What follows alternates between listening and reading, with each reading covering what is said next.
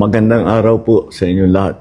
Muli po ako magre-report sa inyo tungkol sa mga iba't ibang development doon sa mga flood control project na kaso at para malaman po ng ating minamahal na taong bayan kung ano na ang naging progreso. Ito na po sa mga individual na may warrant of arrest sa Sandigan Bayan kaugnay sa mga flood control anomalya ang nasa kustodya na ng ating mga otoridad.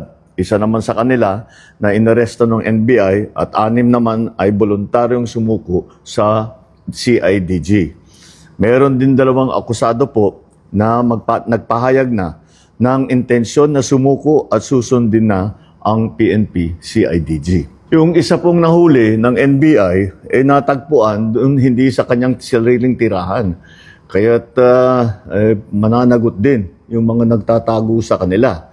At kaya't sinasabi natin, yung mga may balak na tulungan itong mga ito, ay ang pinakamalaking tulong na ibigay ninyo sa kanila ay mag-surrender na sila. At para makasagot na sila dito sa mga aligasyon na hinaharap nila. Wala pong mga special treatment itong mga ito.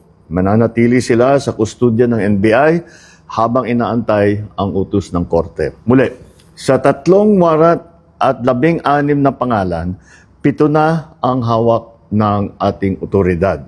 2 susuko na. 7 ang mananatiling at large at kasama na dyan si Saldico. Sa lahat ng natitirang akusado, ang aking payo sa inyo ay sumuko na kayo. Huwag nyo nang antayin na habul-habulin pa kayo. Mas maganda para sa sitwasyon ninyo na sumuko na kayo para maganda ang inyong pagsagot sa mga aligasyon na dinala kontra sa inyo. Sa mga nagtatangkad tumulong sa pagtatago, tandaan ninyo na kahit papaano, mananagot din kayo kung kayo ay nagtatago ng isang fugitive from justice. Tuloy-tuloy po ito.